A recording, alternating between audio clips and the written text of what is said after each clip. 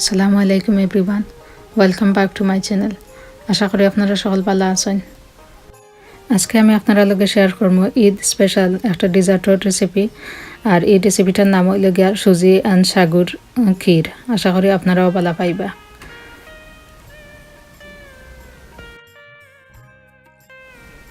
ক্ষীর বানাইবা লাগি এখানে আমি রাখছি দুধ রাখছি আমি এখানে 3 কাপ দুধ।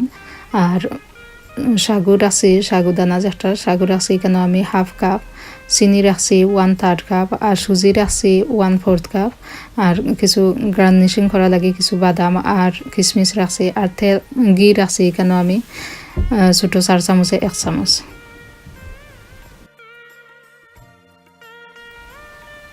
এখন আমি ও সাগুদানা গুন্তরে একটু দইয়া বাদে কত সময় লাগে ভিজাইয়া রাখি দিব। আমি ভিজাইয়া রাখছিলাম 1 ঘন্টার মতো। যদি আপনার কাছে অত সময় না থাকে তা 10-15 মিনিট ভিজাইলে হইব।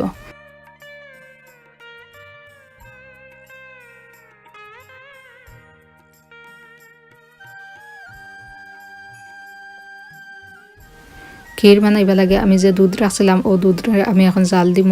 একটা বলক আওয়া পর্যন্ত আমি ওগুন ধরে জাল দিব। তো ও দুধের মাঝে একটু নাইস স্মেল আইবা লাগে এখানে আমি একটা তেজপাতা রাখছি, 3-4টা দারচিনি স্টিক আর 4টা এলাইচ রাখছি দিয়া এখন আমি ওগুন ধরে একটু উতরানি উঠা পর্যন্ত অপেক্ষা করবো। আর মাঝে মাঝে ওগুলো আমি লাড়িয়া দিব, না হইলে দুধের ডেগর তলে কিবা দড়ি লিতে পারে।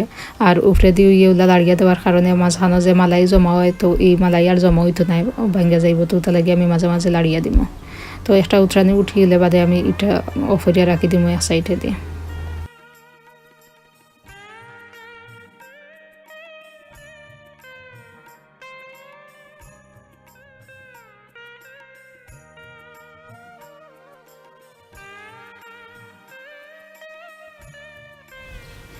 এখন আমি একটা হাঁড়ির মাঝে ও যে ঘি রাখছিলাম ও ঘি দিলাম।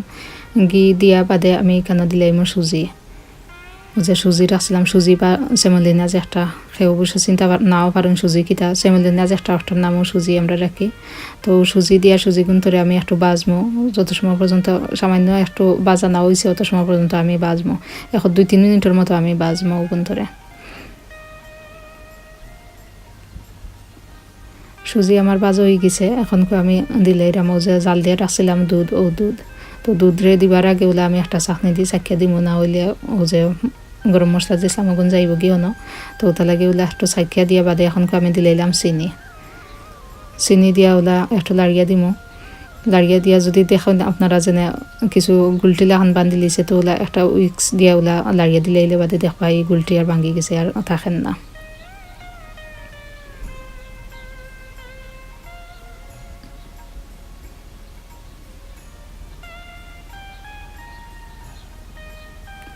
এখন আমি একটু উতরানি উঠা পর্যন্ত অপেক্ষা করবো।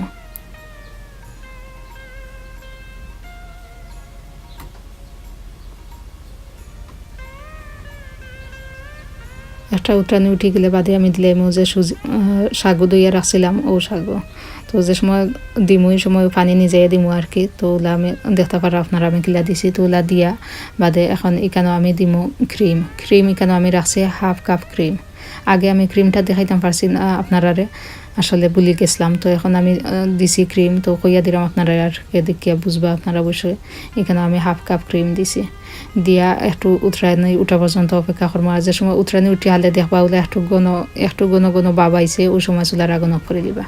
আবার বেশি ঘন করলে আবার ঠান্ডা হয়ে গেলে দেখবা পারে বাতলা খানো গেছে শক্ত। তো সামান্য উলা দেখতে পারে আপনারা, উলা যে সময় হইব ওই সময় অফ করিয়া রাখি দিবা। আমার সাগু আর সুজির কেট রেডি হয়ে গেছে।